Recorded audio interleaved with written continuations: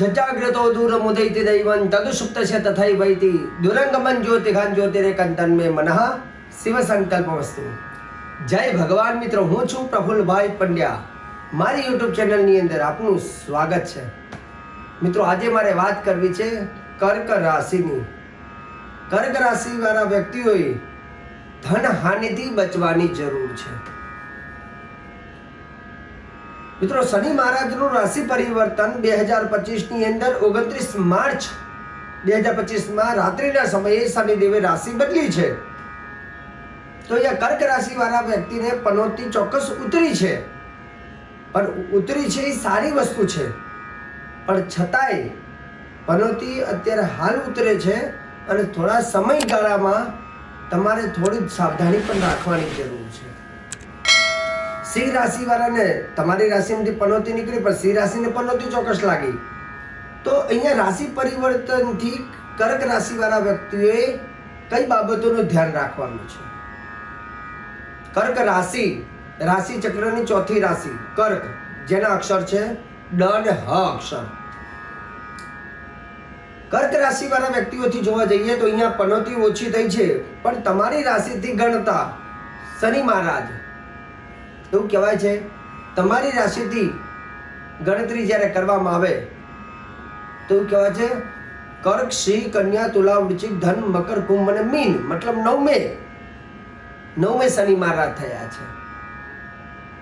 એટલે જે લાભ તમને મળવાનો હોય, જે તમારું કિસ્મત તમને સાથ આપવાનું હોય, તો એમાં ક્યાંક થોડી તકલીફો આપી શકે છે। પણ એકંદરે બીજા નંબરની જો વાત કરીએ તો અહીંયા શનિ મહારાજ લાભ આપશે પણ ખરા, અને તમારું અત્યાર સુધીનું જે ભેગું કરેલું હોય, કેમ કે અહીંયા મારો ટોપિક છે ધન હાનિથી બચવું, મતલબ કે આવક તો ચાલુ રહેશે, થોડી ઓછી આવશે પણ આવશે, અને તમારું જે ભેગું કરેલું હોય, પોઈન્ટ એ છે કે ભેગું કરેલું કોઈ લઈ ના જાય, તમારું ધન કોઈ લઈને કોઈ છેતરી ના જાય, કેમ કે પનોતી હાલ ઉતરી છે।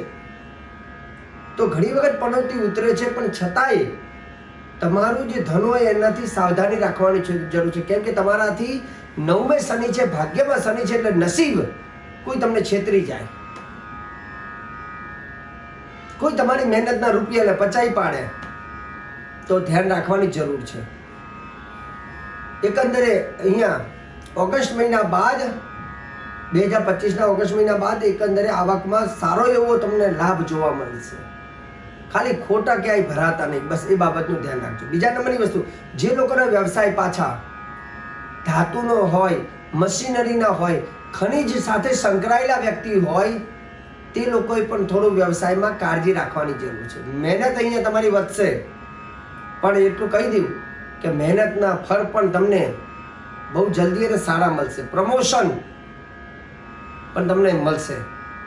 જે લોકો નોકરી કરતા હોય તે લોકોને પ્રમોશનના યોગ પણ બનશે। હા, લાભ શરૂઆતમાં જોઈએ એવો એ સ્પીડમાં નહીં મળે, પણ થોડો સમય વીત્યા બાદ, કેમ કે શનિ મહારાજ તમારી અહીંયા રાશિ પરિવર્તનથી 2.5 વર્ષ સુધી હોય છે, એટલે થોડો સમય ગયા બાદ ઓગસ્ટ મહિના પછી એકંદરે સારી એવી તરક્કી આવશે, અને પછી બહુ વાંધો આવવાનો નથી।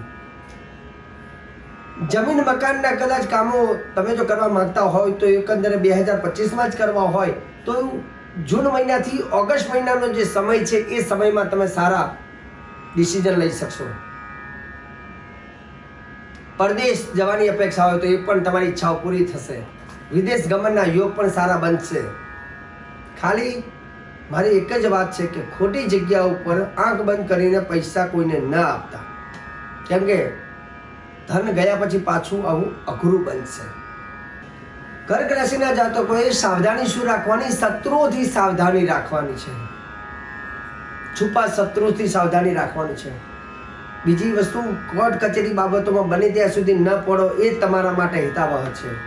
પણ જો જીવન સાથીની વાત કરવામાં આવે, લગ્ન જીવનની વાત કરવામાં આવે, જેના લગ્ન નથી થાય એની વાત કરવામાં આવે, તો એકંદરે એ વાતમાં શનિ મહારાજ રિઝલ્ટ સારું આપે છે।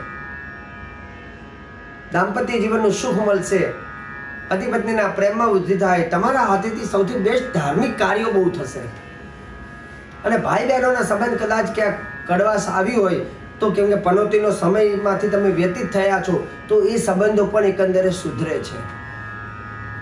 2.5 વર્ષ સુધી શનિ મહારાજની અસર તમને થશે, પણ નસીબ થોડું ઓછું સાથ આપશે, પણ મહેનત કરવાની જરૂર રહેશે. મહેનતમાં તમારે વેગ આપવો પડશે. અને રહી વાત આરોગ્યની વાત, તો અહીંયા મે મહિનાથી માંડીને જૂન મહિના સુધી 2025માં થોડું આરોગ્યનું ધ્યાન રાખજો, પછી વાંધો નહીં આવે. અને વધારે રફતારથી કદાચ વાહન તમે ચલાવતા હોય તો એ બાબતે થોડું કાળજી રાખજો, ધીમે ચલાવજો, કેમ કે હમણાં તમે હાલ પનોતીમાંથી ઉતરવાના છો. વિદ્યાર્થીઓ માટે પણ એકંદરે સારી તકો મળશે. વિદ્યાર્થીઓએ પણ ખાસ કરીને માતા પિતાના જે કંઈ ધન હોય, જે પૈસા હોય એને બને ત્યાં ખોટા વેડફતા નહીં, કેમ કે અહીંયા તમારો ધન વધારે પડતું ખર્ચાશે. આરોગ્યનું ધ્યાન રાખજો. મહિલાઓ માટે પણ એકંદરે શનિ મહારાજની કૃપા રહેશે, પણ બહેનોએ બને ત્યાં સુધી કોઈને ધન ના આપવું અને ધન ખોટા ખર્ચે ના જાય તેનું ધ્યાન રાખવાનું. જે બહેનો નોકરી કરે છે તે બહેનો માટે એકંદરે શનિ મહારાજનું રાશિ પરિવર્તન સારો લાભ આપશે. સાથે સાથે સામાજિક પ્રસંગોમાં બહેનોને માન સન્માનની વૃદ્ધિ પણ થશે. સ્નેહીજનો પરિવાર સાથે જે કંઈ સંબંધો મતભેદ થયા હોય તો એ કર્ક રાશિના જાતકોને સંબંધ સુધરશે.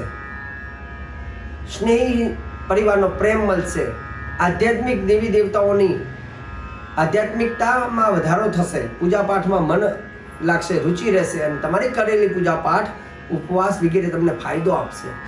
ઉપાય શું કરવાનું છે? શક્ય હોય તો 8 શનિવારનો ઉપવાસ કરજો અને શનિવારના દિવસે ગરીબોને ખવડાવવાનું રાખજો, જેનાથી શનિ મહારાજ તમને વિશેષ પરિણામ આપશે.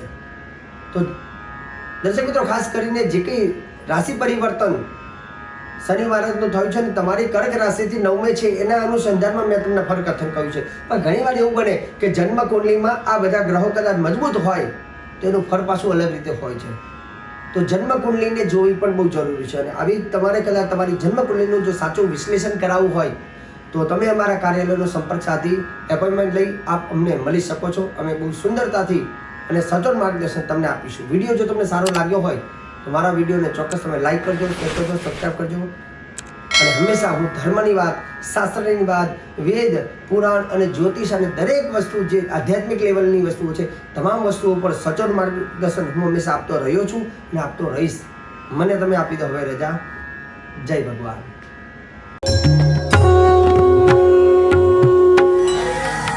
જય ભગવાન.